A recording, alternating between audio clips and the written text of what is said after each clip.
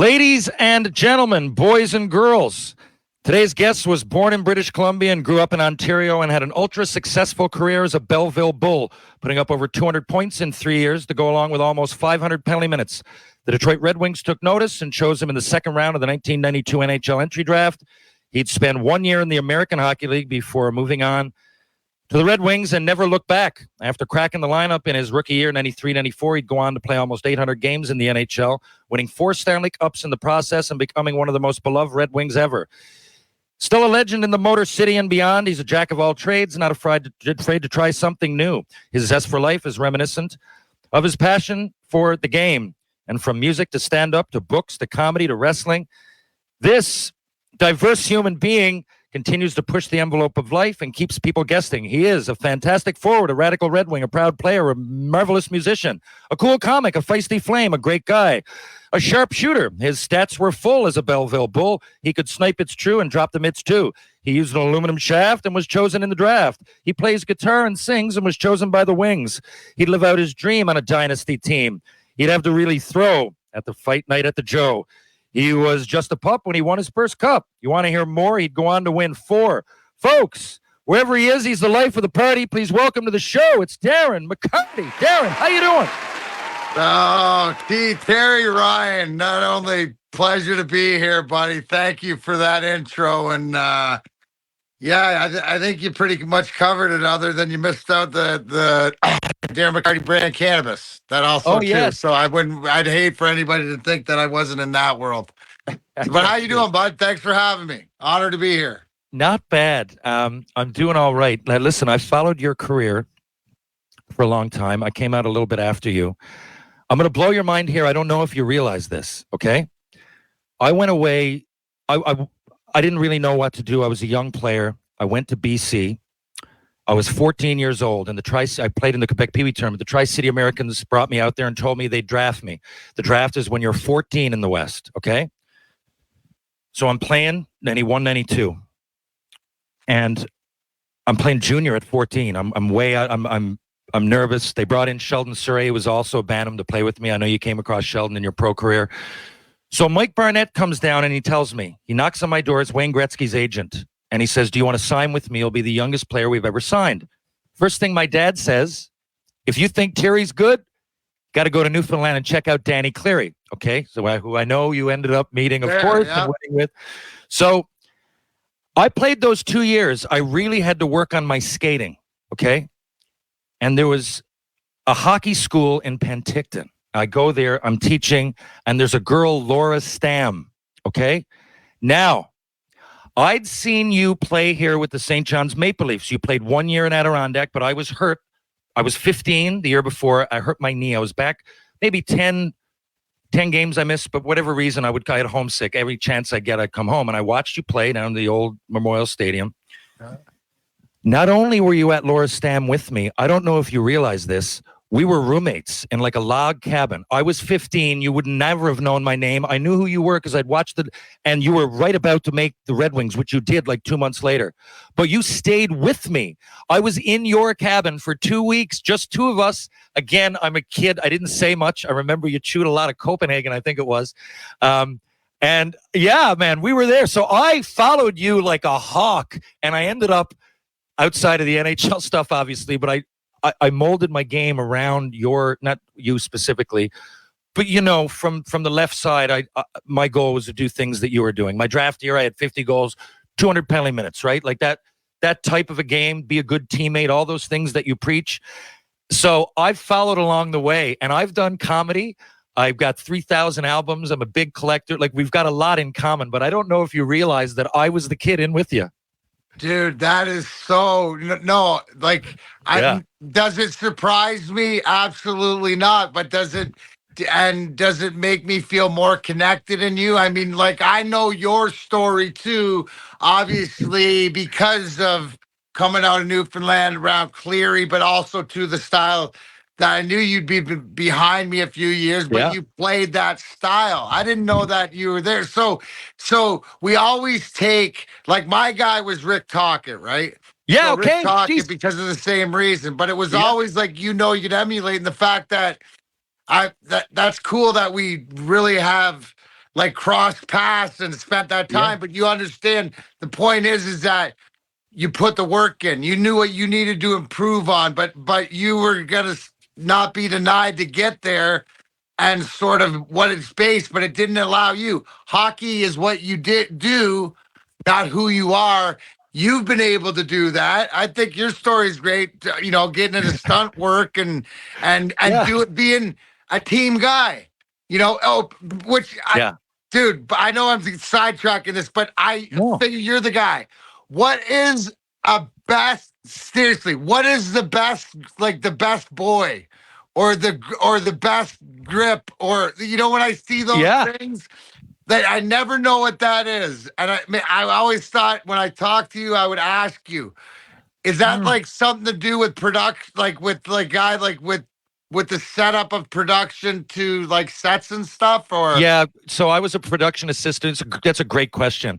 I was a production assistant for years, and my first day on set, I didn't know terms. I was done early. I hurt my ankle when I was 23. Not enough to be debilitating, but I didn't have any skating to lose, right? Like, that's the thing. We went, and I couldn't lose that step. I couldn't get out of the way anymore, and I was getting concussions. So I had to retire. So I went back to school. I had it in my contract in Montreal. So I got free schooling. I went back. I didn't know what I was going to do. I got a folklore degree, and then my buddy Alan Hawko was in the industry and gave me a job on set. So I come in first day, man. I didn't know words for, I think the director asked me for my 20, and I ran in. It was location. I thought he meant $20 bill. I had no clue. And that was one of the first things. I'm like, what's this best boy stuff? And basically people explained it to me. They're like, well, if you're going to go talk to the grips, talk to Keith, because basically like wearing a letter in hockey. There you go. Okay. Oh, perfect. Good question. Which makes sense. You getting into that, you took your hockey mentality about learning and being a team guy and understanding, obviously, to where you are now. Because I always tell everybody, I don't care what type of, if you know how to put the biscuit in the basket in any form on any surface, you're a hockey player, whether you played in the show or not. That message comes out in your book a few times too. Like, reading it, I mean, my book was a little more lighthearted, but not that yours isn't. But you're deep sort in, of on the like ice. me. I just don't know how to sugarcoat anything, so I got to give you the honest No, you don't. I love that too. I love that you don't sugarcoat it. You're getting the real story. And I've got a few to get into. The first thing, look, you're growing up, you're into everything. And I know you're a big music fan. Who are your heroes growing up? You grew up across, people don't realize how close you grew up to Detroit. So like, were they actual Red Wings, or were they musicians or comedians? What was your thing growing up? I grew up in a town, and I'll give some people. It's so I was born in Burnaby. We'll start at the beginning. Born in Burnaby, British Columbia, the same hospital as Joe Sakic, except he took all the talent. I got all the the fighting ability and the grit. But moved back with my grandparents, my mom's parents, when I was 6 months old. And this was in a town called Woodsley. My mom remarried when I was 5 to Leamington, which is about 40 minutes since I was 5 years old, 40 minutes I lived, give or take 10 minutes for the border between Windsor and Detroit to get through there. So it's like, I always say I'm Detroit's favorite stepchild, right? Wow. Across the border. But in my town, if you know anything about Leamington, Ontario, it's a melting pot. So not only melting pot of ethnicities and religion and race and stuff like this, but also musicians. So my first influence is actually, it's funny because we all grow up in areas, and you have, like you said, the local person you look up to. And the one for me, his name was Sammy Rafool, who was 3 years older than me. He was like God, right? Like he was just, the captain of everything, and just sort of. Well, his brother Jody, who's, if you look up Jody Rafool, Raffoul, is an unbelievable musician. And he played in a band called the Bad Apples with his cousin Ronnie and stuff. And we were young, 10, 11, 12, but we used to watch these guys rehearse and mess around and stuff like that. So I'd always had it to another local band called the Hitmen. Mike Thiessen, Mike Impens, Mike Thiessen, and stuff like this. So they were always around. In fact, when we won the cup in '97, I took it home to my hometown, skated at my rink, took it to my grandparents, did some charity stuff with it, and then took it out to a field party with the Hitmen, and we bashed all night and had a band. So I've sort of been around it, and I'm sort of like karaoke before karaoke, like get on stage and do a song and stuff like this. Mm. So I'm one of these people that and then I realized through my journey and stuff like this that writing music, writing songs was the therapy I needed to get out of my head. And I just, surrounded myself and friends with like Billy Reedy, who's my guitar player. And, we've become like, we were friends before the band, but then, not to get sidetracked, but the Vladimir Konstantinov accident happened and we're looking to raise money. So it's like, D-Mac, put a band together. And so that's how Grindr was formed like 27 years ago. So wow. We're still playing to this day. So we got some shows coming up in February and March, and I love it still. Just another way to express, like you said. So, the music's been around like that, and it wasn't like a musical influence because I don't really consider myself a musician. I'm an entertainer, right? Yeah, but I'll figure out how to do it, especially if I'm told. And I've been surrounded, Kid Rock and Zach Wilde and, Darren Malakian from System of a Down are good buddies, and, in the music, and, Trick here in Detroit, and a lot of the different. I've been around like so many local musicians that people don't even know who they are. Just take the time, and I like to learn stuff, man. I like to know what I don't know. I'm always like trying to learn, and then if I'm passionate about it, look out. Because I ain't afraid to fall down, bro. I know how to get back up, and now I get a little bit older and wiser. It's just I can avoid falling down. I love it. I actually talked my way into an Uncle Kracker concert here and talked my way into the backstage. Too. And yeah, he told me, he said, I love watching the Wings and Darren's my favorite player. Yeah, dude, we play poker and Alway, him and his brothers. So we go cry. Uncle Cracker's a great dude. All these local guys, remember, grew up in this around, and I call it survivors, bro. We're the survivors. You would have loved when I went to junior. I mean, I'm big into music. I have thousands of albums. I don't play an instrument, but I'm really into it. And I happened to go to Tri-City, which is outside Seattle, in the early 90s. Nirvana was hitting, Pearl Jam, Stone Temple Pilots, Soundgarden, Alice in Chains. I can go on. What a time. So it's very similar, I guess. I mean, for people that don't know what I'm referring to, Darren grew up close to the Motor City, man. And really Motown, fucking Motown, right? Like there's lots of music. I love Motown, but there's all kinds of other bands from Detroit. I mean, fucking Bob Seger. Absolutely, Motown. For me too, Iggy and the Stooges, the MC5. All the punk. More of the punk, and just the hardcore Detroit. Music scene was always a great influence because they're always great support. Like Crocker said, there, everybody's all in for everybody. In this city. So Detroit has a real hometown feel to it. Yeah, no, it's great. Yeah. Like you said, and here's a question too, because that reminds me, in my last year junior in '92, I'd won Player of the Year and was out in Seattle, was where the Memorial Cup was. So we were out, we were out in the streets, bro. Kamloops Blazers. That's it. They wanted it against Seattle. That was it. So look, your stats mesmerized me. I didn't know. I followed, obviously, since I met you. Hockey DB wasn't around then. I didn't know you were coming off 127 points in Belleville. First of all, why Belleville? You played 3 full years there. You did phenomenally. Did you get drafted there, or did you choose there? And what was before that? So I played Bantam. Okay. The biggest influence for me to become a hockey player, professional, whatever, was a guy named Brian Drum, who'd I got to. So I played my major year of Bantam. What's that, 14 or maybe 15. I was turning 14, 15. Turning 15, I think. And he used to have a Can-Am hockey school in Guelph, Ontario. And I went and did their junior hockey program. Brian Drum was the coach, and he was taking over the junior B program for the Peterborough. They were the Roadrunners at the time. They'd lost every game the year before, right? So he said that, you know, he'd love to recruit me and give me opportunity. And so I made my way, you know, to Peterborough and live with him, and was able to play there and got drafted in the 4th round the next year to Belleville. So I played 3 years, you know, in Belleville. And see, Brian Drum, why do I say most influential? Because he gave me the secret, bro. You know, Oh, yeah? like guys like me, all you got to tell me is the secret to whatever it is. And I know it's like, what do you put in to get out?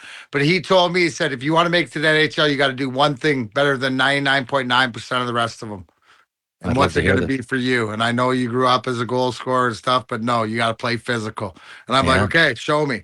So he says every year, first year in the league, forget about the puck. You worry about the puck in practice. You go out and you practice. And for me, it was always, I was never going to make it because I ran on the ice and skating. But they said you can go to power skating. Laura Stamp, God bless her. You know, Yeah. I followed her from Connecticut, from the East Coast to the West Coast, and followed her around. God bless her. You know, like, and you know it for a fact, right? Like, she's put guys, like, she's a big influence. But Brian Drum told me that to forget the puck, run, you know, play physical, fight, everything else.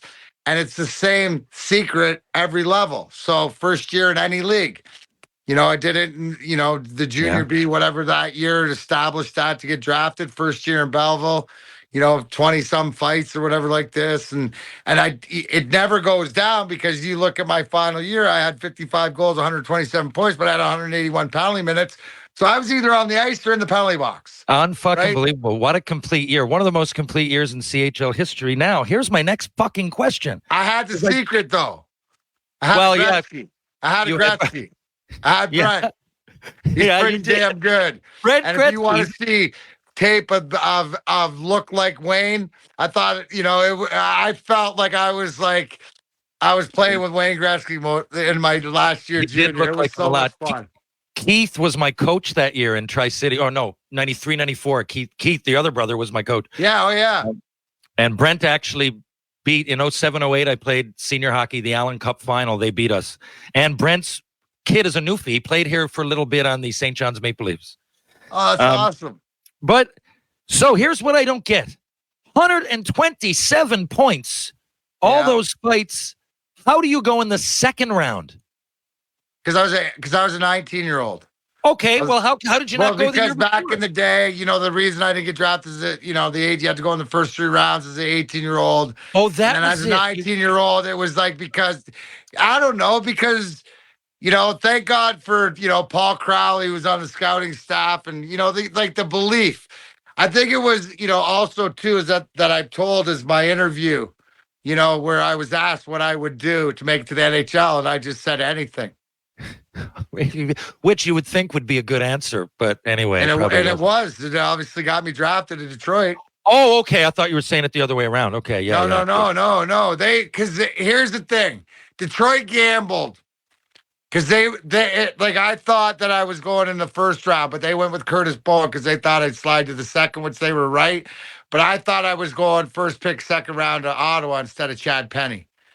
Yeah. You could be 25 playing junior with those numbers. I thought you would go in the first round. That's fucking insane. And another little side note. So I get to Montreal, and you know, I was there for 96, 97. I was there all year. I was just practicing with the team because they want to send me back to junior, and I couldn't go to the American League.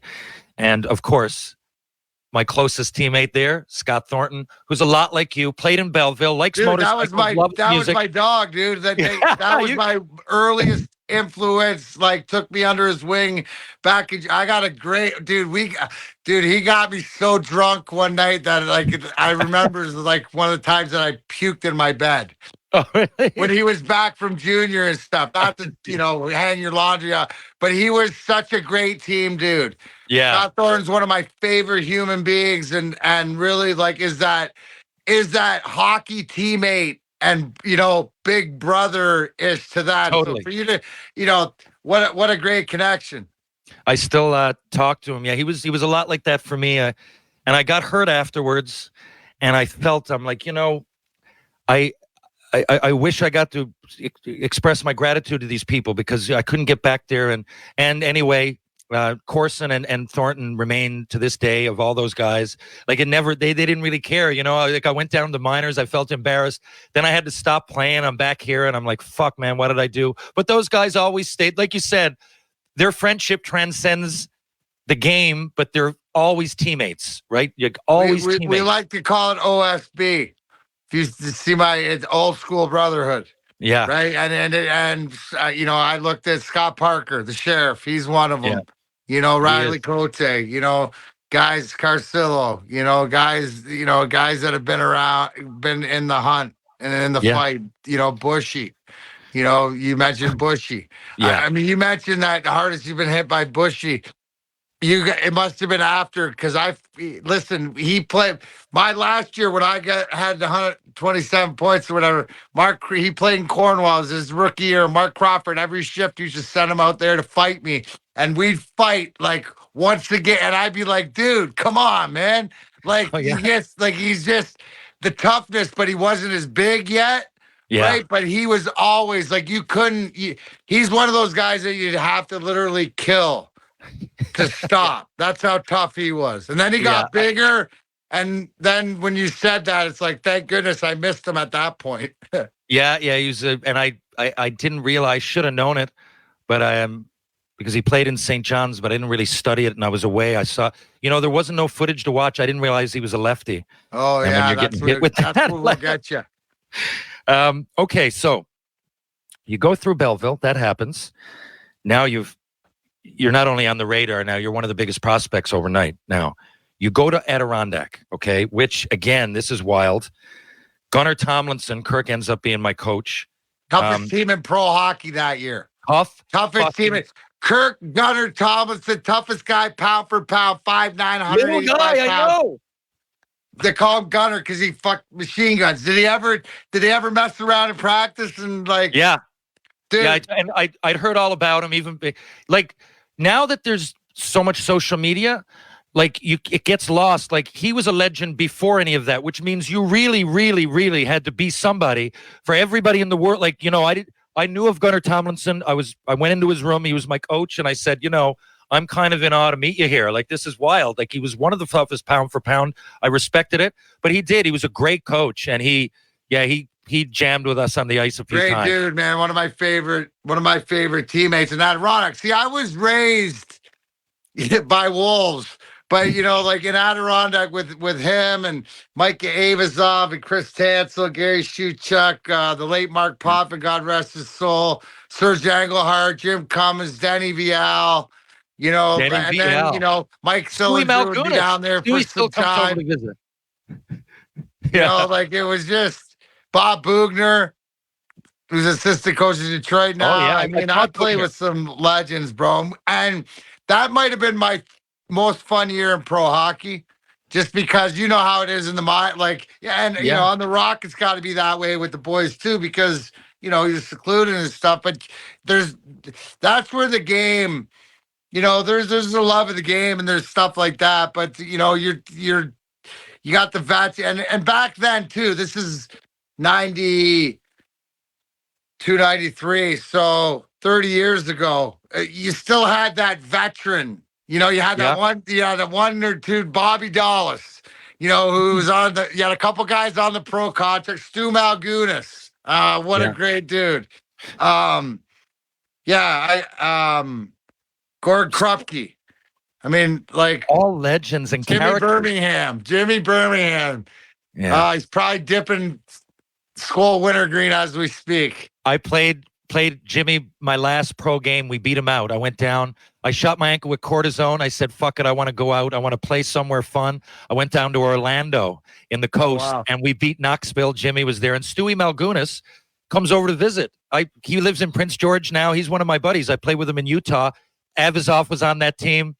Wild stuff. All these names. Tell him if you run across them, send the boys my love. I certainly will. Now, my question after all that. So you go up the Adirondack and you plug in another good year. When you go to camp, now you never really look back. I don't think. Well, here's the thing, right? But then and So you got to get somebody to believe in you and stuff like this. But you got to also remember, dude, I've been a Red Wing fan my whole life, even in the Dead Wing days. I knew that, and all I wanted was, you know what? I knew Bob Probert and Joe Kosher, the Bruce brothers, needed that little dog, right? Yeah. To take off the scraps. They could fight all the heavyweights. They needed a guy to take care of all the rats and stuff like this. I knew the role that they didn't have a guy like me. And so I knew the role that I could play and be effective, right? Because I could play it all different ways.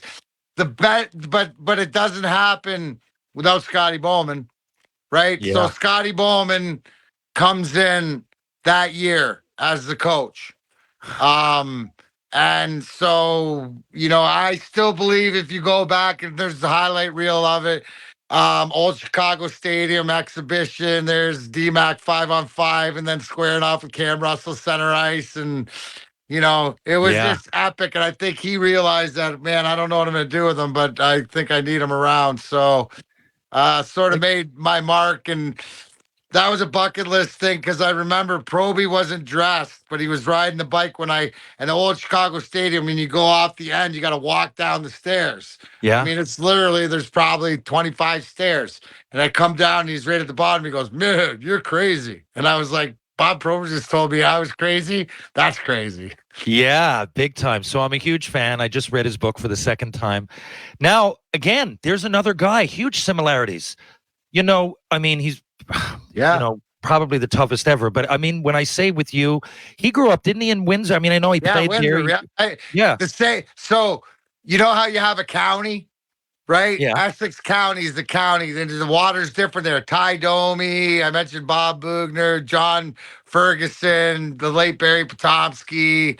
We got some killers that come out of there. Some great hockey players too, like Ekblad and stuff like that. And Proby had, people forget, man, that guy had close to 30 goals, man, one year. I think it was his first or second year. He's an all-star. Best story about Proby, I think it was 89 or whatever it is when he gets chosen to the All-Star game. And Steve Eisman and Gretzky and everybody wants to meet Proby. They're all going up to Stevie. Hey, we introduce him to us. Like everybody's enamored. He was as great of a guy, just a big teddy bear. We were, I was obviously, somebody that looked up to, but to be able to call him a friend, and to this day, even though he's been gone, and friends with his wife and kids still and stuff like this, to carry the legend along. Like I always say, like Bob Probert, when he crossed the proverbial line, he didn't see it, but he unveiled it to me, so I was able to teeter-totter and sort of learn, through my ups and downs. And I think anybody who's been through, I'm just over 8 years sober, but is through a battle of anything, can understand that, sometimes you get inspiration by the brothers and the sisters that have come before you, and it could be loved ones too. So, we're met. I believe that I'm here and I was chosen to survive to be able to learn from those lessons. Man, whenever you're seam down and out, you come out of it smelling like a rose, for lack of a better way to put it. It is wild. And with I mean, a lot of people go through struggles, not so publicly. So you're sober, I guess you said 8 years, right? Now, I love this, that you come out, because here's the thing. I don't want to underestimate what substance abuse or being addicted, but I was, without that chemical, I need alcohol. Like there was something with me, like I like to unwind, like, because I like fighting in hockey. But after the game was over, it was always like, and it's a bar culture in hockey. It's a pub adrenaline. Culture.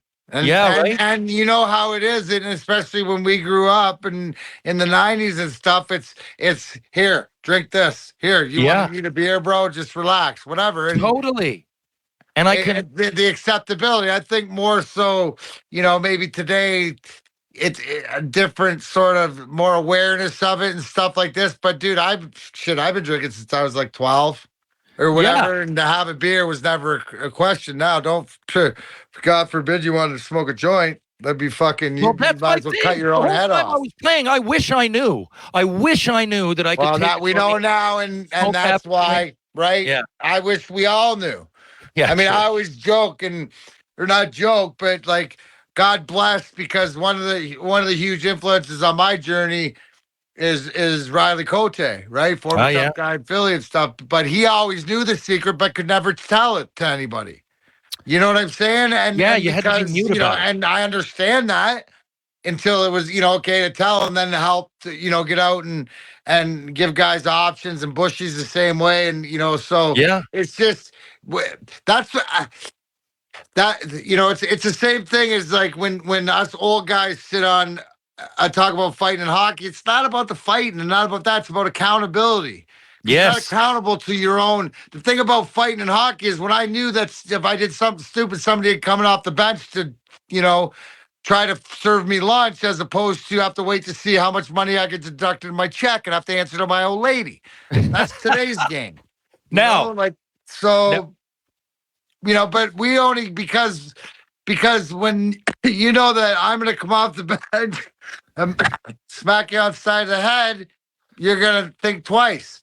Sometimes you're still going to do it, knowing that's coming, because that's part of the game. yeah. But there's also this accountability level, right? The respect in the game, right? That that, and I respect you that you do that, and then you come and I'm looking for you. You come find me, Yeah. and we settle it, and then we move on, and then all the kings and queens and princes and princesses are happy, and us pilgrims can move on.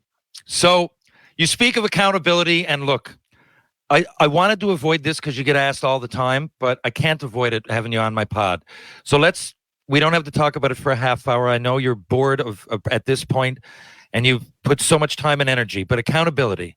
Now we're talking about when Claude Lemieux, he had hit Chris Draper real dirty.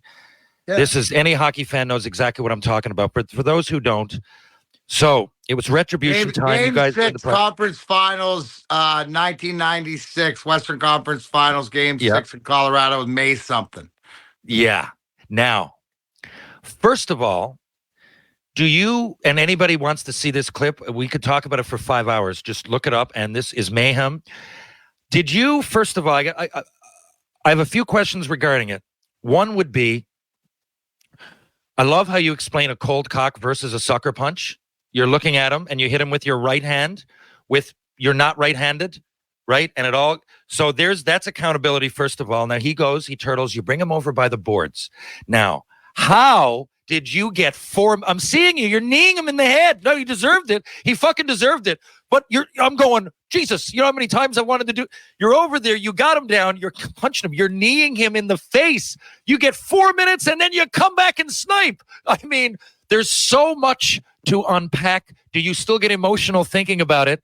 And it took years and years. I saw you guys talking, I really couldn't believe, but I mean, anyway. Here, let me break it. Let me break it down to you. I'm so and jacked. Everybody know that you can go to ESPN Plus or whatever and watch Unrivaled, which is so on point that ESPN did a 30 for 30 because you get both sides of the story. Now, there's so much to unpack there, but I happily will talk about this for as long as you want, because here's the one thing, right off of the accountability, right? In life and in sports, bad things are going to happen, but you cannot lose respect for a human being. Mm-hmm. The reason we sit here almost 27 years later to talk about March 26, 1997 is because Claude Lemieux, after doing this in the second period of game 6 in May of 96 conference finals, like I said, hits Chris Draper from behind, breaks his jaw in 4 spots and crushes his orbital bone. It happens right in front of me, right on the bench. Why what needed to happen and happened, right, is because Claude Lemieux never apologized. And I think he said at the time he deserved it. He said, screw Chris Draper. That's, no, I probably just made him more money and, whatever. Right? Dude, that's karma, bro. Like, I mean, you're throwing it right into the good Lord's hands. And you know what? Like, and I tell everybody, think about it. This is in May of 96. Now, he was hurt. We'd played him And I was on the ice once with him in Colorado, but it wasn't the right time. I knew Yeah. March 26th was coming around. But in fact, here's the irony of it. This is the first time that I tried good drinking. My son was born in May, so I in July I was going through sober this whole season, having one of the best seasons, go figure, that I had. But I got thinking about this in my head and stewing about it that I got on my knees and I said, God, I can't do it anymore. Just whatever happens, please let me be the messenger. So you think he listened because the way that it happened, Yeah. Igor Larionov, right? Yeah, So now we're Forsberg fast and forward to the Larionov game. of all people. What? Right. All 5'5", 140 pounds soaking wet. They call him the professor, right? Like, I mean, because he's like, and this is where when I break down the story, it's sometimes it's not the strongest, the fastest, but maybe the wisest or the elder. Yeah. Igor Larionov at the time, one of the original Russian, right? So him and Peter Forsberg, one of their top guys, they get in a headlock, and I see. Remember, Terry, I remember going, oh, all right. Looking at the puppies on Christmas morning, but I knew Lemieux was on the ice, and I went into Shark Week. I'm looking for him, and Adam Foote grabs me. Adam Foote strong, Yeah. right? I'm tussling like this, and that's when Shanny came through, broke me free, and that's when I popped up. And this is the irony about the God shot or whatever it is. I pulled that right hand back, and every man, woman, child, grandma, grandpa, Oma, Opa, little baby fish, kitties, cats, dogs, whatever you want was in that fist. And I hit him so hard that I folded him into the turtle. In fact, that's incorrect. Claude actually, I quote, said he didn't turtle. Said he was knocked out. That's the hardest he's ever been hit. Thank God I can't hit him any harder. But I wasn't done, right? And I was trying to stick my left arm through his skull and rip his heart out through his nasal passage, even though anatomically I know it's not possible. But, I was doing that. Yeah. I don't know what's going on behind me. I don't know how Patrick Roy's almost got his DNA. Shanny's doing follies and stuff like this. They're good. Bernie's coming out of the net. I don't know because I'm not done. And I look up. And all I see, and I remind people when I do my stand-up, and I say, you know what, the only thing I can bring the analogy is like you see pictures of church, and the sun shines through the stained glass window. And I look over to the bench, and there's drapes. And I'm like, oh, man, I guess I'm more Jewish than I thought. This is Genesis, Old Testament, eye for an eye shit. Wham, and I took his head, and I rammed it into the boards, right? Oh, yeah. But then, then I stood up, and you got to understand, I tell everybody this. I do not condone this. Do not do this. There's no place in hockey for this except this one instant. Why? Because I was raised by Johnny Rambo. First blood. He drew first blood. I took my knee and I hit him so hard. And there's and I never saw a great replay until the ESPN Unrivaled. And I was like, oh, I got to own to that now. But you know what? To this day, Terry, you ask Claude, on the top of his head, you ask him, he's got a wealth from where I need him to remind him when he looks in the mirror, don't be stupid. Hey, man. And you know something else? No, that's a great fucking story. And of course, someone like me is going to absolutely love it. And it does transcend the game a little bit.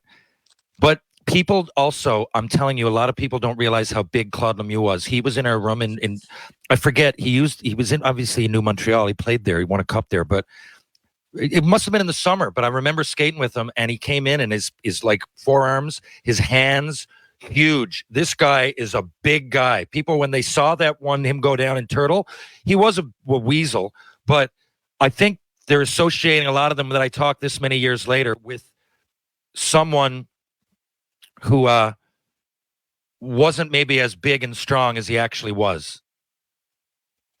Yeah, so anyway, you guys... I'm just curious because obviously the Unrivaled, there's been a couple of times that you guys have spoken. Oh, yeah. And of course, it's a long time ago. But when people ask me about these sorts of things, I often use that as an example, right, about retribution in hockey. And I try to explain to people that, you normally respect, have a beer later, but this was a little bit different because Maltby and Draper were not only on your team, but this is your line mates, and you guys were really known. I mean, you were young players coming up, playing on that and having to shut down teams' top lines. That's the other thing. it wasn't like this pecking order. I mean, it was, I guess, but you guys are there often playing against other teams' best lines. You go through everything together, not only on the ice, but just to make it, just to play and be successful. And so it's a teammate is one thing, but your real good buddy teammate, and all of this happens, and then to have someone look and say, yeah, well, I'm not sorry. I'm not going to comment, and he deserves it. Honestly, like I think I've heard you say this before, but in real life, if you're in the wrong place, you might get shot. You might get shot. No, you will. I'm at your door, dude. I'm probably going to bring a couple boys. It's going to be more Pulp Fiction. There might be a blowtorch. Canada. Don't get it twisted. Yeah, totally. Now that's why I call it the God shot. Look at the way he took care of it. I got fined $2,500. Hey, if God stepped in there, if my left is like your right, then you hit him straight on. You look like a righty. I think that's the stepping in. What are the odds that you're going to use your wrong hand and hit him right on the button? I don't know if I could do it with my left. Dude, right? Hospital and graveyard. I mean, it'll hurt, but it's not accurate. I got to ask you this, Darren. Now, first of all, the other part of that story is that turned the corner, and you guys were one of the most successful teams ever in the league after that, in a 30-team league, I'll remind. Like, people say, well, the Canadiens won it from 1963 to 1969 or wherever. I'm just using an example. They didn't, but they won a lot. And I love it. I played for the Habs. I'm a big historian. But when there's 6 teams, it's a lot different than when there's 30. And you guys were dynamite. And not only that, they were too. But you guys ended up getting 3. They ended up getting 2, which is hard to do anyway, multiple cups in this era. But I found that very entertaining, the whole way the story went down. But here, one of the things, you're getting confidence, you're playing. I can see it with my own eyes. Now that I see your stats, because a lot of time they say enforcer. I hate when that is used with you, because I don't even like the word goon in general. Enforcer I'll take, but you were more than that. Now, the goal against Philly, Game 4, Stanley Cup final, I think 1997. I'm going off memory here because so June 7th. Couple of things here. Couple of things. First of all, which I know everybody, 90% of the people I'm talking to right now, they've seen the goal. It's heroic. It's very Lemieux-like, right? But here's 2 things that stand out for me. Right when the play's about to start, you see the puck on the boards and you make a beeline. You're gone. And that's a natural scorer, right? Like, I don't know. I'm trying to think of guys I played with, Mick Fakota, Donald Brashear, nothing against them, but they don't make that. Like, it's in your own zone and you're defensively responsible. You have to be. You wouldn't be playing on the wings at the time. But you see that you're thinking offense. The puck's not out of the zone yet. And you see your opportunity. Now you get it. Now, as you're I think it was Nienema, as you're skating in on him, here's what it is. I know your game. I studied it. It's very similar to my game. You often would take that puck, either put it in the corner and hit somebody, or start a cycle, or stop, not Gretzky-like, but you'd stop and look for somebody. But you went straight at him, which it was almost, I'm not going to say uncomfortable, but awkward at first to watch, because, how's he going to, and you got around him, and now it's Hextall, one of the best goalies of all time, and you're in on him. Now, from there, it didn't really surprise me as much as the move. It was great. The whole package together is one of the best highlights ever in the Stanley Cup, especially in the finals. But what came over you? Was that you talked divine intervention. You went straight at him, which is a really, and you were successful. Now, I know you might have done that in junior, but to have that instinct in the Stanley Cup final means you're either oozing with confidence or really saw your opportunity and figured, this is where I'm going to go. So it wasn't by accident. Can you take us through that goal? Yeah, I did it in Pee Wee. It was the only other time I'd done it. It looked like a Pee Wee goal. Claude Lemieux and I tell everybody, listen, if you're on the ice with Claude Lemieux today and you turn your back, you're an idiot. But off the ice, I'll turn my back and consider him a friend. Also, too, when I scored that goal, March 26th, I not only stayed in the game, but scored the overtime winner. Yeah. It was the proverbial, that deep breath. It's going to be okay. Don't know what it means. It's going to be okay. Right? Feeling through not just the team, but the whole Red Wing Nation worldwide in any universe that there was. That was the moment that it was like, okay, we were tough enough and we were a team. That's what galvanized us. You have to have that moment, which led to this move. which is I've never heard anybody break it down from the perspective of thinking what was going through my head or whatever like this, but I'll be honest, being the right wing grind liner, puck gets stumped in to Vladimir Konstantinov, takes a hit up to Thomas Sandstrom, right? I'm coming through the middle. I know Philly's on a change. So I get the puck in the middle, responsible grind line right winger. I'm going to dump it in. Yeah. I'm going at him so I can dump it in. And when I go to dump it in, I fiddle fart it and end up toe dragging and going. Next thing I know, it's like, because again, this goes back to always work on your skills, and the 127 points in junior didn't happen by accident. There is moments. Life's about moments. And this was that moment. I remember pulling it to my backhand. I watched this video. My mind can't go as slow as I go, oh my God, I got him beat. And I remember it feeling like, remember when you're like Pee-wee or whatever, and you stick your knee out and you knew you had the corner on the guy. There's nothing he was going to do. And all I remember, and you'll love this, right? And I always thought it was because of maybe Halloween or something like this, right? Orange, right? Because as a hockey player, so first of all, you're in a position that maybe you've only been in a couple times, but that you're in a moment. So I got it on my back, and out of the corner of my eye, I see this fleck of orange. And then I pull it around him, and I remember I'm this far away from the goal crease. And I remember why I scored, because I said, please don't miss the net. But you know why that orange I relate to?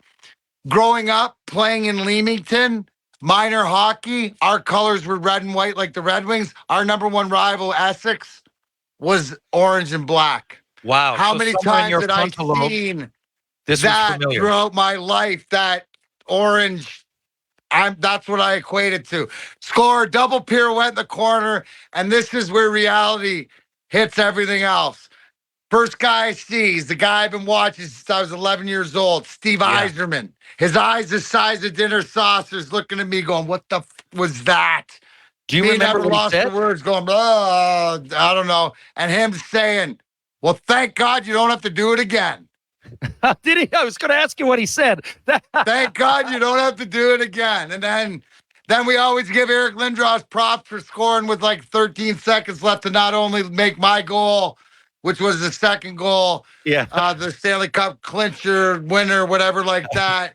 But I also was on the ice for the final buzzer and horn, and memories etched in my mind, Jesus, when the man, buzzer that's went. Fucking crazy. So, man, I hate keeping you so long, but I got to ask you a couple other things. I got to. So all that goes on. I mean, I could dissect each year for 5 hours, but I won't. So when you were coming back, for those that don't know, you go off to Calgary. By the way, played with my junior line mate. Damon went 5th overall. I went 8th. That's Damon Lankow. We played together in Tri-Cities. Buck Lovelanger. Yeah, we were real close, obviously. And Brian Boucher also went in the first round. 3 of us on the Killing team. it on TV these days. Yeah, another guy. Right? They all make their way to TV. Absolutely.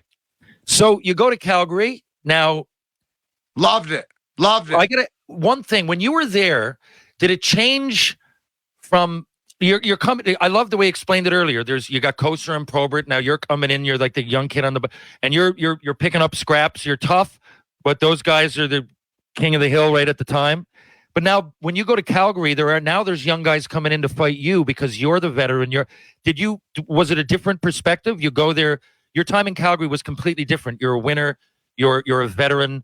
You're looked at differently than when you first walked into the Wings. Did you feel that, or was it just ho-hum another game? No, it was dude, my first year like Calgary there. I remember we lost in Game 7 in the first round to Anaheim and won the Cup. We were up 3-2 in that series.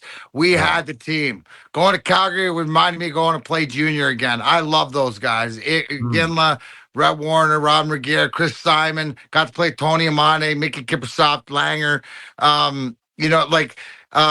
Byron Ritchie, Marcus Nielsen, Stefan Yell that I battled against Colorado. Like Daryl Sutter, I love that man, and that year was special, and we just came up short. But no, it rejuvenated me, right? It gave me that love, Okay. and I got that appreciation that to come and try to lead, and we just came up just a little short, man. Like or just.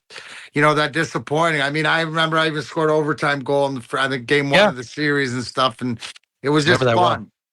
fun. Then I ran back into my addiction and injuries and stuff, but we're eventually able to come back to Detroit and win. But I love my time in Calgary. I love the people there. They treat me with nothing but utmost respect. And I wear the 25 on my wrist, as much for the Detroit as I do for Calgary. Because that was so much. The organization, everything, with everything I was going through at the time and stuff, they couldn't have been better. That's fantastic to hear. I love a good story in the midst of a bad one or a negative one. So now the substance abuse. I'm trying to go off my memory. Weren't you suspended by the league, or did they step in? Because I was. I don't know if I was suspended by the league, but I was like, I needed permission to play. Okay. I had to go through. I had to get my shit together and prove it to him, which thank you to Dr. Sean and Dr. Cronin and everybody who, persevered, not only like for 20 years, like up and down to I finally got it in 2015 and I'm a huge proponent of the plant and the education because that was missing. I live by the principles of AA, but my program has a garden. Other people are the same way. But I had to get the clearance to go back, and that's why I started. And I knew, like, I'm one of those people, man, is that I grew up as like there's no what ifs. And I knew I had something left. And I knew I had something left, especially for my guys and Drake and Nick and those guys. Like what they needed in for it was the locker room more than anything else. And I just thought I had a little bit left, just to be around. Like, cause I'm the like shoot on like do all the extra work with the goalies guy and like you make yourself, expendable in different ways. And I always loved that. And I just wanted to find a way to get in the locker room and to be around because I knew how special. And it was sort of like at the end of, as the 2 years that 08, 09, both going back to the finals. But, and then, like I said, give me the pathway. When I played in the IHL in Flint, got the love of the game back, played in every situation, proved myself enough to go to Grand Rapids. In the AHL, got a tryout there. First game, got a hat trick, 4 points. Remember that? And a fight, dude, fought Alex Henry a few times. Nobody wants to do that. Like got back in, greased it up, and You're proved still that fucking giving it, man. I love that. Something left, and because I made the roster and played 3 actually regular season games that year, I because of injuries to Johan Franzen and Thomas Holmstrom, I was able to play 17 of the 22 playoff games and win my 4th cup. Yeah, man. And look, that must have, I hate asking guys who win cups, ooh, is this one better than that one? I mean, come on, they're all different. It's the fucking Stanley Cup. But for you, no better or worse, but it must have been a different, like, that must have been a real great feeling. I mean, the first, they're all great, but for you Cups to come back kids, out of nowhere. Bro. Cups you were are like Flint. Kids. There's a different storyline, and there's a love of each that can't be compared to the other ones. But if you ask D-Mac, right? You ask D-Mac, he's like 97. I scored the goal. What are you, stupid? Yeah, but if you ask Darren, 98 because of Vladimir Konstantinov and the Believe, 02, the Hall of Fame team when you're told you're supposed to win and then you actually do, or the comeback because to prove that, don't let anybody ever tell you what you can and you can't do. It's what you are willing to sacrifice.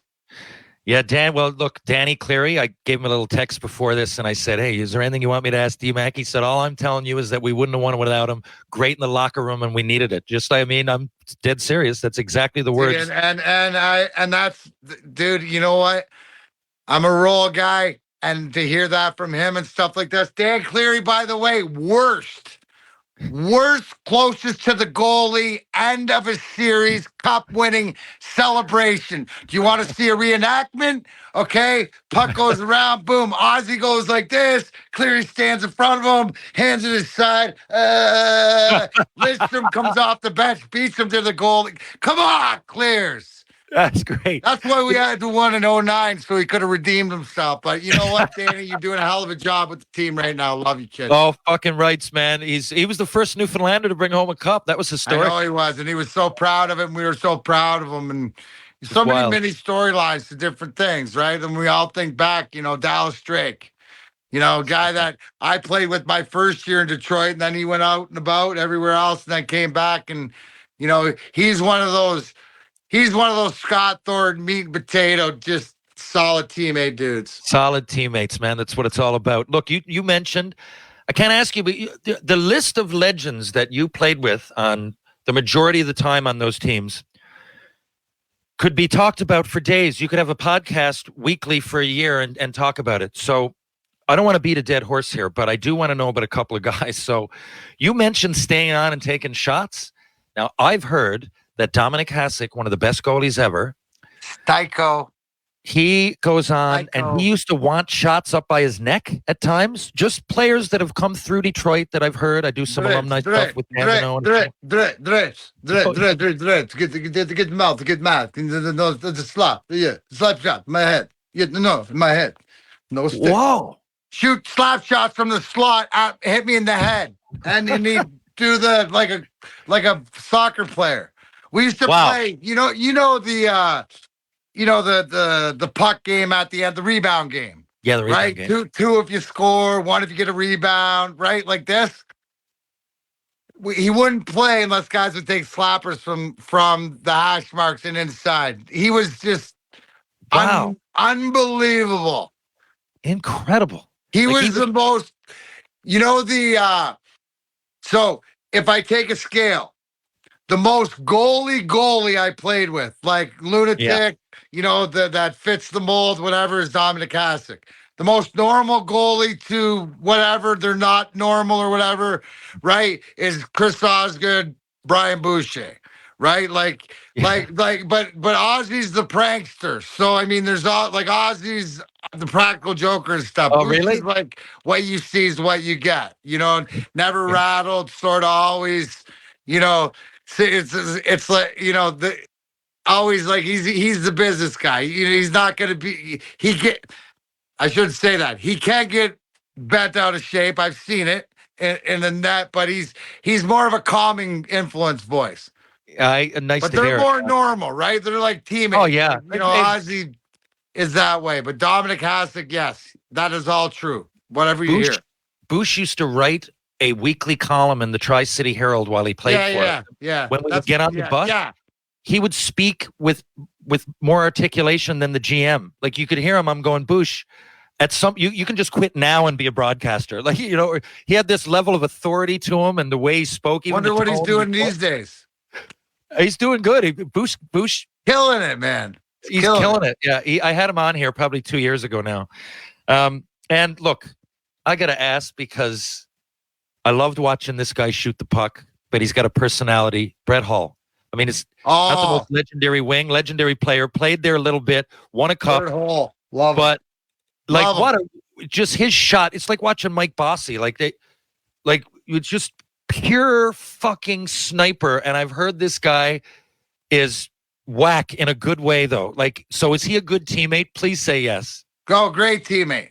Oh, good, okay. The one thing that, like, Hully gets a bad rap or whatever is just, like, sometimes, like, after a while, it could get old, right? Like, but dude, no, I sit across from him on the bus, listen to all his stories.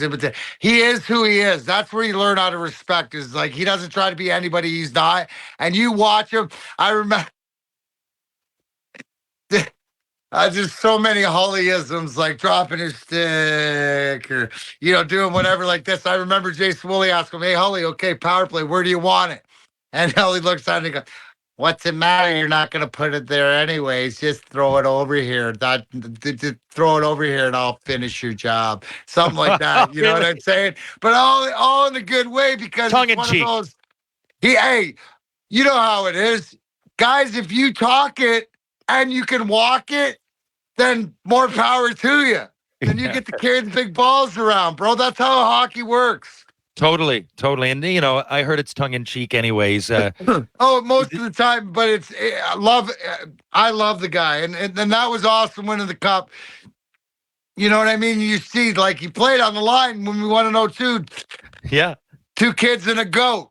Him, Boyd Devereaux, and 2 kids and a goat. 2 kids and a goat. So we're going to do a little rapid fire to finish, but one last question on this whole Detroit thing and your career in the NHL. I want to hear the sign in store. So I heard, and I think this was listening to you on one of these podcasts years ago. I couldn't find it. When I was doing the research for this. Like I said, most of it I knew off the top of my head because I followed your career.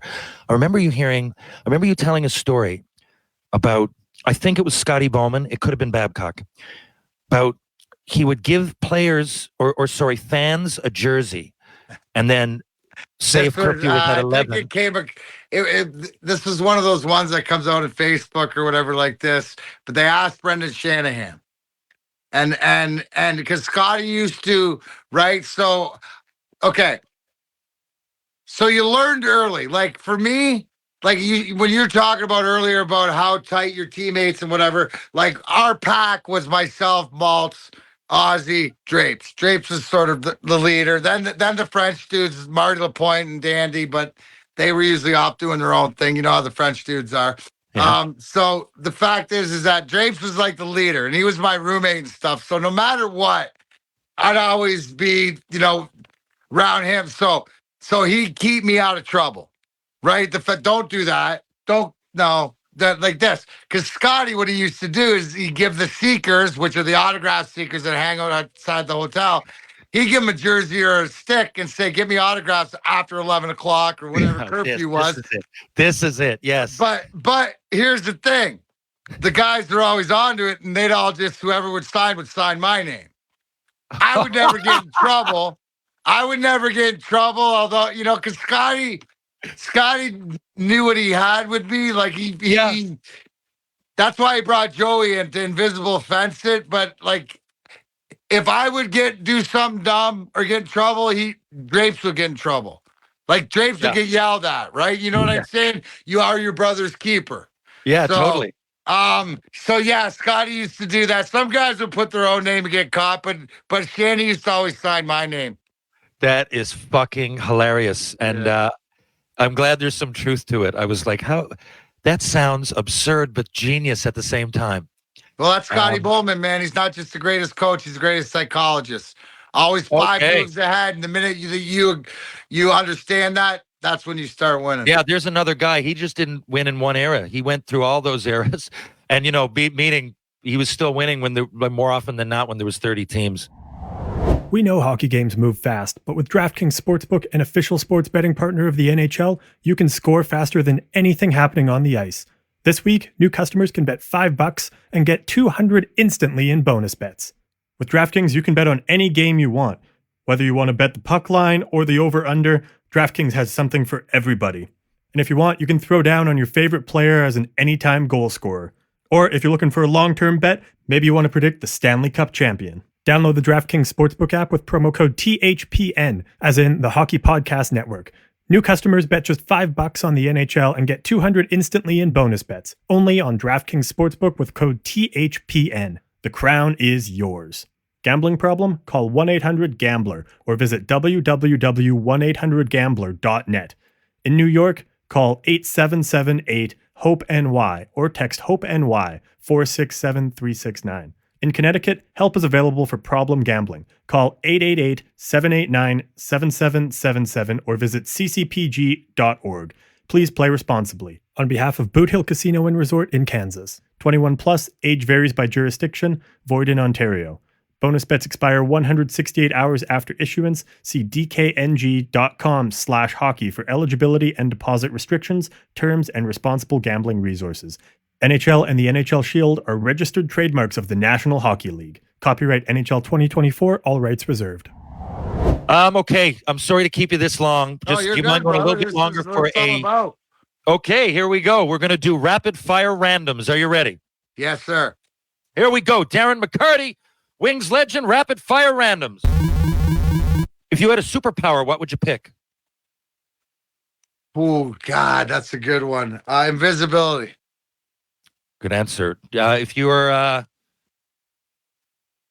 death row, you're on death row for some reason, and you're in the southern states. You've committed murder. Now you're going to die. What do you have as your meal the night before you go to get your head lopped off? That's a great question.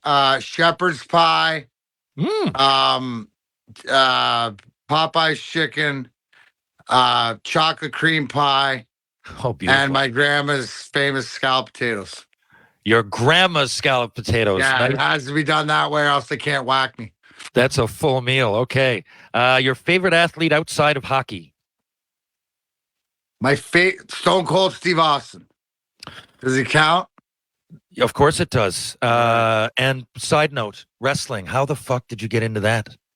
I know you're not into wrestling. No, the question is, how the fuck didn't you get into that earlier? Because I should have got into it fucking 15 years ago, and then not that I'd be wrestling now, but you're a character. You fit it. I would have found my way like you into the networks, so to speak. But being around it, love of it. The way I fell back in love with it was through the death match through COVID. And ICW and stuff, and just watching it and understanding that, we played a sport where we fought for real and stuff like this. Now I'm watching art that I understand is scripted, but to do it in a way that with weapons that I know you could kill each other and you make it believe. And so the blood intrigues me, right? The blood. Man, you were so natural. And with the foot off the floor as you were hitting, like it seemed like you were doing it for years. Yeah, dude, you know what? That's the greatest compliment that I got to at Impact was that, Scott Demore said that I should teach how to throw some work punches, right? Yeah. And I credit PCO, the monster, because he gave me a tip that, if you hit people in the breastbone, you can hit them as hard as you want. So there's an art to it. I love the psychology to be able to, hey, listen, Robbins racing. I got to stun bully Ray Dudley, put him through a table. Devon Dudley broke 4 of my ribs, put me through a table on the outside because I went through. This as a stunt man. Robbins racing. But we're back at it. Just cost me about a month of my golf this summer, but we'll be back at it. I'm actually, as we speak, going to be in New Jersey this weekend with my boys, the Lovable Psychopath, Tommy Vendetta, and Malcolm Monroe III, MM3, who are the East Coast H2O Tag Team Champions. You'll see us around. Beautiful. You'll see us around. I'm into my cornet phase now, though. Oh, are you really? Well, hey, nothing surprises me with you. You could become a fucking professional wrestler for the next 10 years, and it wouldn't surprise me, man. I really love that about you. I try to do the same sort of thing, but you're next level. You got to sail around the world here, okay? You want a trip? Sailing around the world. Now you got to pick one of these people to go.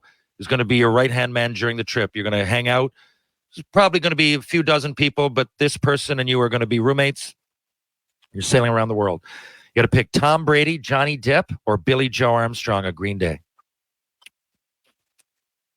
I'm taking Tom. Okay. Taking Tom because, dude, you're gonna get the How to Live Forever. You're gonna, you can delve in. I'm sure he's gonna let you in on some of the secrets. I know that he's not a big drinker, either am I, but we're gonna be we're gonna let's go. He's also retired. We have the Michigan connection. We also have 10 championships between us, so we could talk about that a little. I think Tom and I could cover a lot of stuff. Being, big fan of what he's done, in his professional and personal life. So you're both I think Tom Brady would be my answer. It's a good answer. I didn't think about it like that, man. But you guys got a lot in common. Plus, it reminds me of Drapes. So Drapes was my roomie for years. So it's called organization and responsibility I don't have to worry about. Okay. Plus, he's got the Hertz deal. Good. Yeah. An ex-teammate. You got to pick an ex-teammate here. It doesn't have to be the NHL, but it could be. To take a three-pointer and succeed in basketball. It got to be a hockey player. You guys are all there, and you're all putting your money on somebody. Matthew Dandino. Oh, nice. I do some alumni stuff with him. Oh, great guy. Le Dandy. Imagine this. I went to World Junior Camp with him. He was a forward. 2 years later, I'm watching. He's playing defense in the NHL. I was like, I know. What came up as a right winger. He's like our little brother, dude. Like he came up as like couple years, but he was like you were, the buffer between junior, couldn't go down to minors. So Scotty kept him up. But he's the best because if you ever see any footage that is personal home camera or stuff like this that you're like, where did I get that? That's him. He's the documenter. You know, he's like, I love Andy, dude. I love him too because back in the day, like I said, I used to be Stone Cold. He used to be The Rock. We used to make Mike Knuble be Mankind, and we used to hit him with chairs all the time and stuff like this. So we was doing the backyard wrestling in the locker room way back in the day. Beautiful. Name me 3 great albums that you like. I mean, I'm not. Pink this Floyd, is trivia. Pink Floyd. Oh yeah. Pantera's Vulgar Display. Sorry to cut you out. And I'm gonna go. This strictly goes out to my golf game because this is what's on loop in the cart when I have control. It's Jethro Tull. So greatest hits because of the vibe. I love Ian. I love Ian Anderson, and I love that sound from back then. It just puts me in a great mood. So I'm gonna go with the Jethro Tull. First heavy metal Grammy, Jethro Tull. Absolutely. Right? Dude, like there's just, I'm Canadian, right? Yeah. But I didn't get an appreciation for Rush till later in life. Yeah. I've always had a connection with Pink Floyd, right? But Jethro Tull, like this last summer, was sort of like find your frequency, whatever like this. That puts me in a good mood. I just went through the Tull fit. I wasn't really into them before. I love them now, and I listen more and more. My favorite being "Thick as a Brick" for those listening. Oh yeah, dude! What a great it's, the folkiness of it, right? Like you got, and it's not so to be in the mood because it's so next level, dude. Yeah, right. It's because it has this to me, Jethro Tull has moments of Monty Python feel to it. Yeah, right? You're right. But it also too like that. Yeah. And that's what I love about it because there's something that's I like my wrestling too, right? And I was just talking, I'm gonna drop I just did Kurt Angle, which was an honor, his podcast. But what I love about Kurt Angle, or what I love about is the seriousness and I know you're a great athlete or a great musician and stuff, but you can have fun. When I see you having fun, it's not like a job. It's just like wrestling when there's a story and the guys are having fun doing it instead of always, I'm going to kill you and rah, rah, rah, that's just me. No, I totally pick up what you're laying down. Have you bungee jumped or skydived? I have skydiving. Skydove. I know. I was going to say skydove, but that doesn't sound right. Is skydive? Maybe when I say, when you ask, have you skydived? I don't know. Dude, we're not going to worry about it. But yes, I have. I would jump out of a plane. I haven't done it solo. I've done it tandem. I'd do it again in a second. Wow. I'd do it again. If you gave me the option, I'd get up in a plane and jump out in a second before I'd bungee jump. What goes on a perfect pizza? Pepperoni, bacon, mushroom, and green pepper. Okay, earlier I mentioned a sail trip. Okay, so you're with Tom Brady. You guys are cruising. You're on a yacht. You're cruising the world. You're having a bit of fun. Hey, think about what fucking size yacht we are because I'm cruising with Tom Brady. True, you didn't even think Brady. about that, did you? Incredible. True, it's his fucking yacht. That's what I'm saying, bro. It's like those 200 million dogs. Yeah, you know that. So you got to pick an ex-teammate to be your chef on that trip. Rhett Warner. Rhett Warner, fellow Western leaguer. There you go. Tough cat. Retro. Retro. And I'm going to go good. by because if he can't cook, he's the greatest party host. We had the greatest, sickest Christmas party. The chocolate fondue got thrown. Biggest food fight Christmas party at his house. It was so much fun. But he could throw a hell of a party. And, I've seen him around the grill. So I trust that kid, whenever it came to eating. He knows where to go. Now, same thing. You're on that sail trip. Now you got to pick someone. It can't be you, an ex-teammate, to be the DJ. Chelly. Really? Chelly was that Chelly guy host. in the room Oh, too? yeah. So on top of everything else, he was a music He's guy? a godfather. Oh, yeah. Wow. And he was, see, here's me in the locker room, right? Right. And you know how there's a pecking order, right? Yeah. Well, in our locker room, like Chelly's the top dog, but it didn't matter. I'd always walk by it. And if it wasn't Chelly, because I know it'd be like a classic rock, Seeger, Kid Rock, whatever like this, but it'd be something else, I'd always change it. And then I'd walk out of the room just because I'd be doing something else. People got so pissed at me because I'd always change it and walk out of the room. But Chelly by far, always the tunes, dude. Oh, wicked. Good to know. Give me 3 great TV shows. I hate to say favorite because you'll be thinking, but 3 that you really like. Or your favorites. Rick and Morty, Letterkenny, and I'm gonna throw in which one of them? Any of the Star Wars series, Mandalorian, Ahsoka, all that. I remember I grew up a Star Wars nerd and stuff like that. Fucking rights you did. They were their fucking peak in the late 70s, early 80s. Well, during the 80s. Oh, God, where were we just then? I asked you about the TV shows. Letterkenny. Yeah. So, I don't know. I talked to Jared before this, and I don't know if you're Jared, shout out Dale, shout out TJ, the rest of you guys. Well, they're big fans, and they were really pumped that you came to see the show in Detroit. But Jared says that you got the biggest ovation on the whole trip. And they'd just gone like the whole southern United States and a little bit of Canada. I think they did like 100 shows or something. And he said that you got the biggest ovation. I don't know about that. It was a highlight getting chirped by Shoresy. The funny thing is that they were there in Detroit the day before COVID. COVID locked down the next day. So it's been a minute. Love what everybody's putting together. I don't need to tell you work with them, but that's the thing that I loved about being able to say hello and the fact, to realize that with Nathan growing up in Calgary when I played there and stuff but the fact is that to me, that reminds me of a hockey team backstage from everything else like that. Like everybody's in it for each other. And You're that fucking was really right. cool to see. And I think that's cool when you're cheering for a team, or it's cool when behind the scenes that you could cheer for a show or cheer for people like that. So I think that's dude. cool. Well, honestly, Letterkenny, Shoresy, we run it. Well, not we. They run it. I'm fortunate to be part of it. Much like a hockey team. I do, like I said, I'm involved in the industry, but when we're up there, like it really does. And I don't just mean the hockey players playing it. I mean you're a cog in the wheel. If not, it very, very much parallels the hockey world. Like you got to, but I mean the crew, everybody, we all hang out.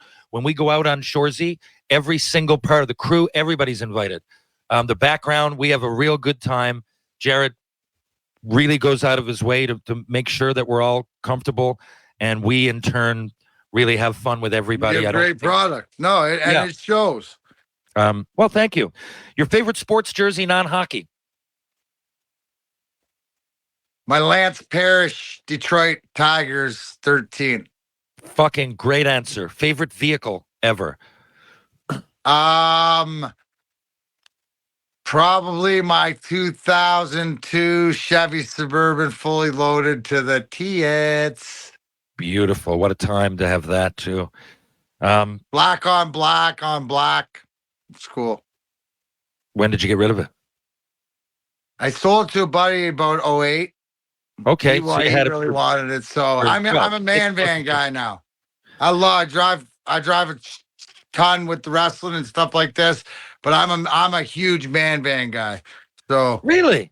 oh yeah, dude. If like everybody knows around here, as I get the relaunching of the cannabis brand back up and whatever, there'll be a bus cruising around. Oh, I'm a mobile dude.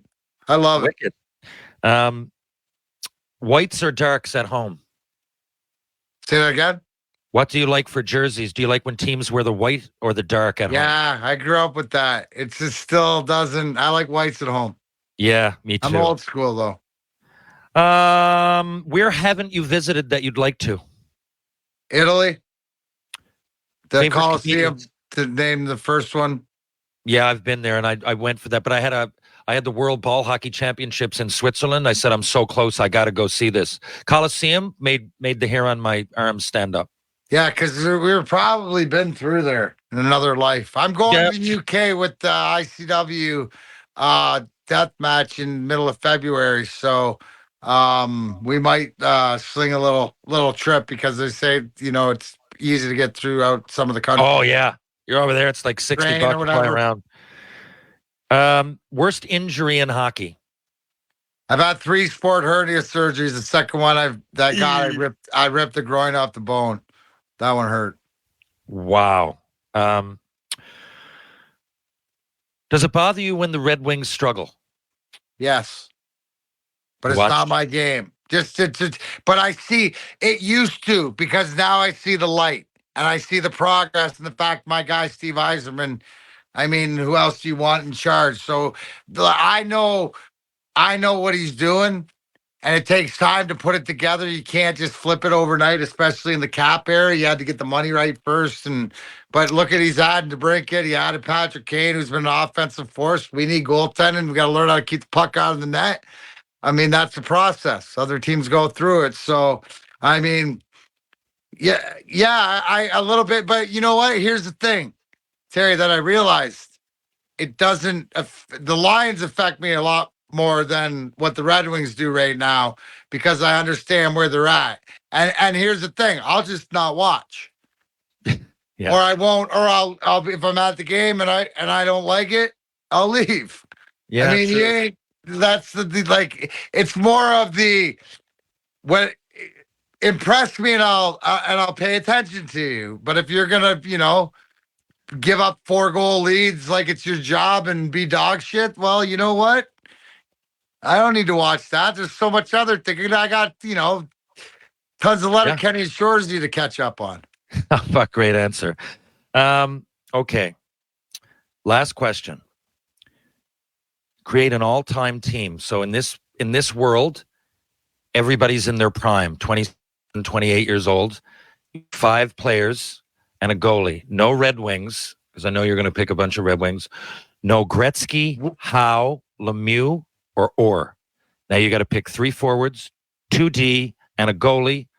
In this hypothetical, say, tournament, anybody can pick anybody. It's going to be my 6 against your 6. Who you taking? What year? Give Any me, year. When is this game being played, so that I get an idea of how it's going to be officiated? Okay, good question. Let's say it's first game of the playoffs in, what would that be? I suppose April. And in this world, Rocket Richard is 28, Sidney Crosby's 28. You could take Lidstrom, but you can't because he's a Detroit. No, but not how old the guys are. What year is the game being played? Is Rocket Richard playing a 2023 game? Is Sidney Crosby playing a 1960 game? I see. I need to know what year is this game being played. Hence, so do I fill it more so with today's day and age of a European fast pace.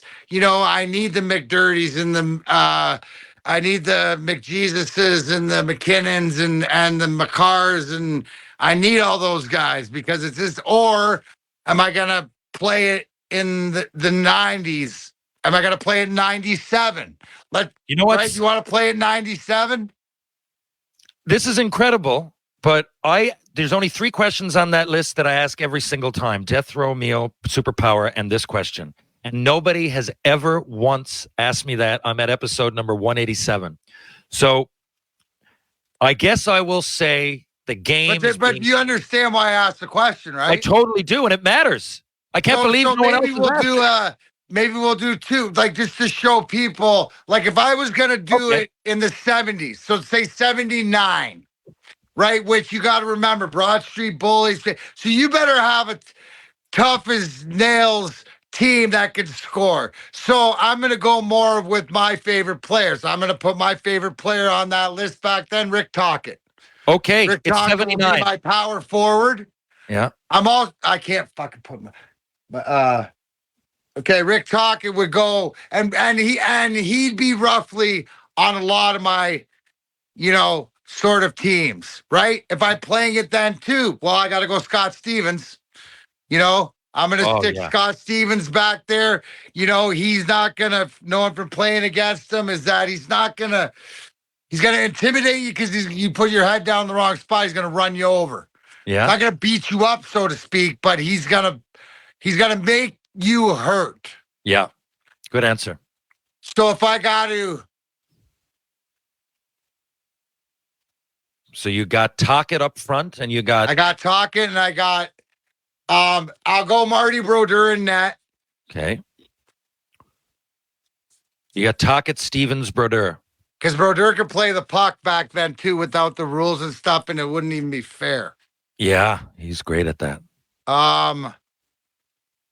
So now I need Brian Leach.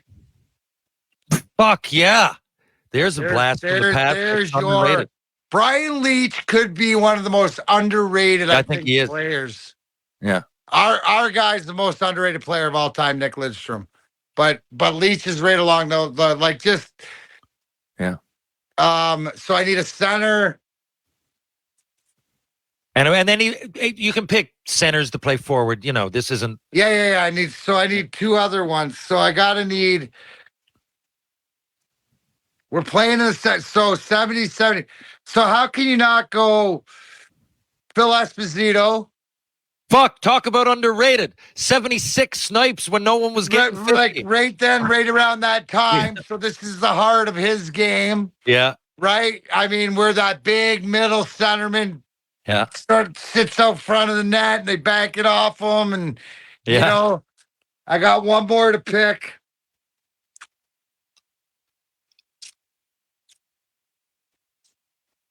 Yeah. Great Messier. Mark Messier could lead the troops.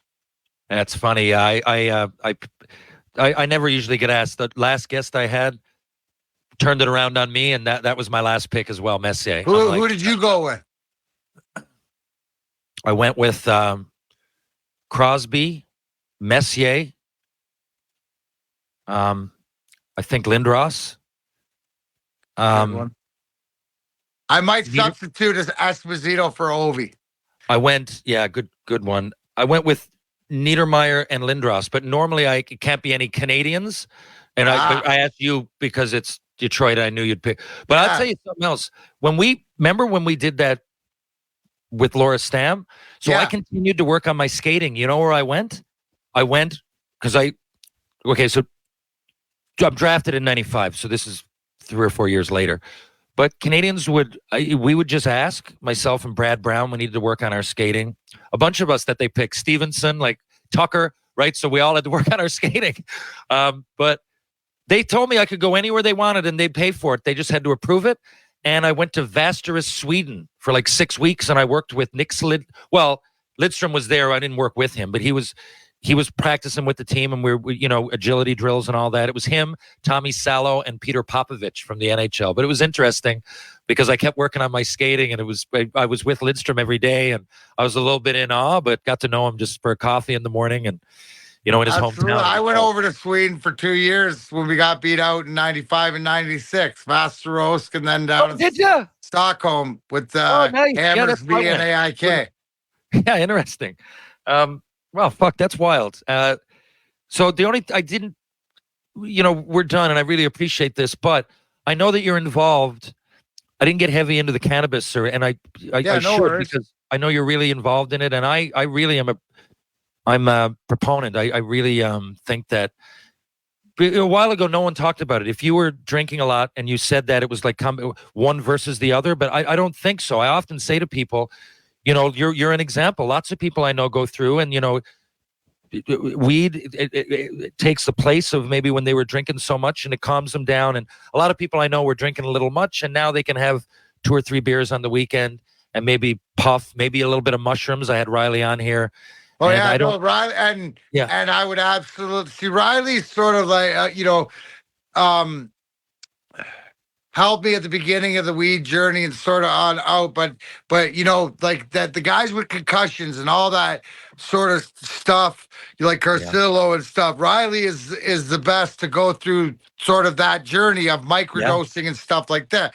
I'm the pot guy, for lack of better terms, but it's all about education, right? Because it's about knowing that you have an option, and it's about finding out yourself. It goes, your cannabis journey goes a lot with self-awareness. And it goes to what you need to learn about yourself. We all have a system, endocannabinoid system, that this plant is specifically feeds it. So just like you're a vegetarian or a vegan or whatever, and you're going to eat salad and stuff, it's like, what are you putting in your body? Everybody's all worried about it. This goes along the same way. Now, how, it can work with the CBDs and THCs and all these different letters. Well, that's to get educated and figuring out yourself. So for me to create my brand, right, where the first thing I created was the CBD topical. Why? Because if I want to change the conversation, I always believe, and it doesn't, and then that's hemp, and that doesn't get you high. But if you go, oh, I got an ouch, and I rub something on it, and you go, wow, it feels better, right? So you understand. So it's all about understanding and education and seeing. See, seeing is believing, right? We can't be lied to anymore. Yeah, the education tests are out there, but look at the people, right? So take it, for example, where you're talking about friends, or example of how are they, before, how do they operate with it, right? The same thing. I mean, it's a lot the same lines as like people take too many energy drinks or Red Bull, and they're all wired out and stuff like that. Well, you don't call them a crackhead. I mean, you might, but I mean, that's not what they are. They they drank the Red Bull too fast. Not going to do it. But again, it's self-awareness. So it's all about if you're looking for an option. For me, why I'm such a proponent is this plant saved my life. Yeah. So I don't want to stand. I'll be there to help anybody who's sick and tired of being sick and tired and wants to educate themselves and have questions. I mean, if it's not for you, it's not for you, but at least you have the option. It's all about having the option. Because why? Because growing up, I didn't know. Playing in NHL, we weren't given this option. We were given pills and booze and all this. Well, we know today that that's not a good option, right? And for a lot of us, that I'm allergic to alcohol, so that's not who I am. But with the plant, and then it's about educating and about everybody else. So I just do what I know, what helps me. I'm an alcoholic insomniac, so I focus more, on that. Everything that I release in the Darren McCarty brand, I use. That's the thing. No, for dude, I fucking love it. Like I said, these right here are just CBD.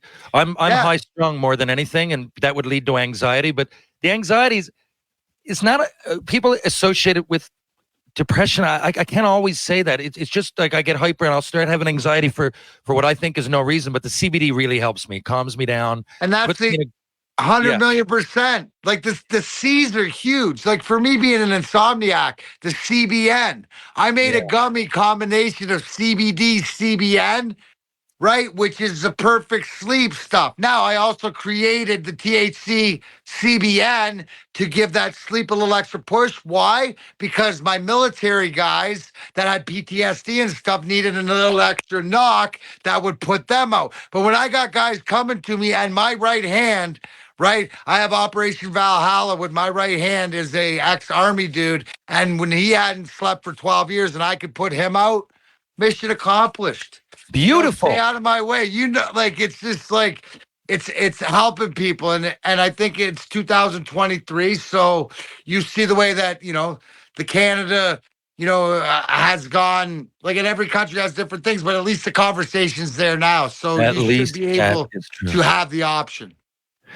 So before we let you take off, do you have any websites to promote? Where can? Oh, one second. Absolutely. If you want to check me out, you can see Real Darren McCarty with the blue check marks on Instagram and Facebook, or go to Darren McCarty 4 on Twitter. I actually run that one. So we're Okay. having fun there. DarrenMcCarty.com, or I just released my graphic novel, right? Which I took the book because I wrote it 10 years ago, and we made it 180 pages. So all those stories are in there. That's McCartyComic.com. I think there's 5 days left in the Kickstarter, but they'll be available and stuff like this. I'm getting ready to go back out on the road. You also check Facebook, Darren McCarty Slapstick Comedy Tour. We'll be out there starting next week, I guess. So Beautiful. And what about seeing the everybody. cannabis? What's that? What about the cannabis? Yeah, the cannabis right now, you go to DarrenMcCarty.com. Check out Okay, that. so same thing. Okay. Yeah. Listen, my man, I really, this means a lot to me. No, I love the connection, bro. And I wish I would have known that.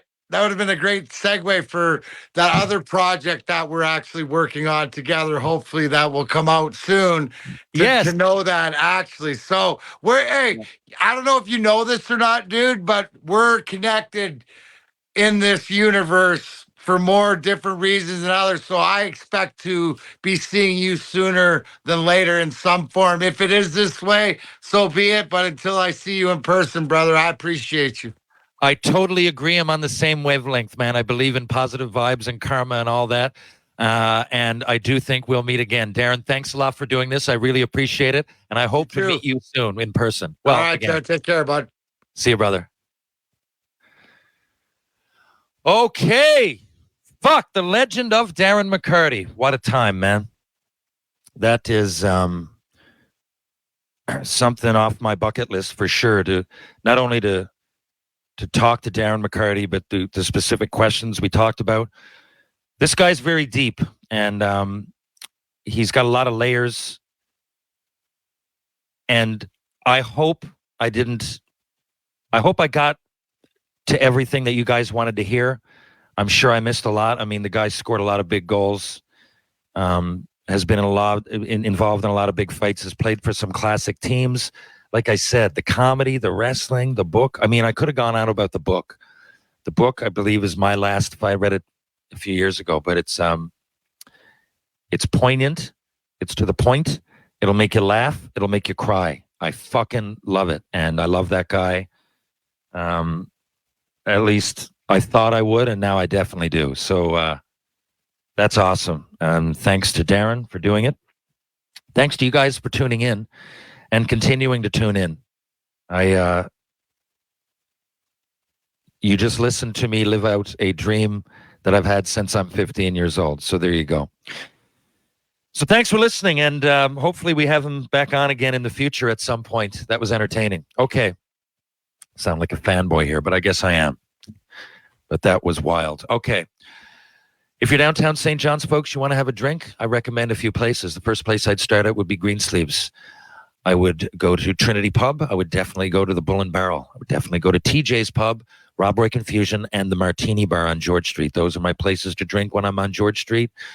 And maybe I'll see you there soon. If you're visiting Newfoundland or you're from here, go down and check it out. It's a lot of fun. And if you want a bite to eat downtown on George Street, why not go to the Loose Tie, which is just above Greensleeves?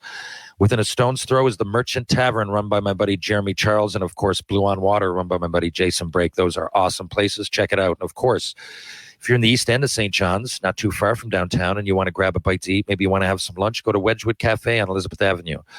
Peter Wedgwood also does catering. If you want to go to Mr. Lube, there's 2 locations, St. John's, Newfoundland, and Labrador. One is on Camount Road, one is on Torbay Road. Mr. Lube, live, laugh, lube.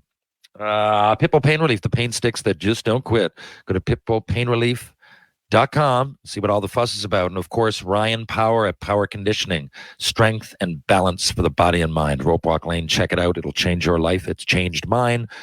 Last but not least, True Hockey, take what's yours. Thanks to Corey Gregory and the whole True Hockey team. Folks, I'll be back in just a few days with more Tales from TR. Tales with TR. Thank you to Darren McCarty. Thank you to you guys. Stay tuned for Shoresy Season 3. See you guys in a few days. Catch you on the rebound. Thanks again.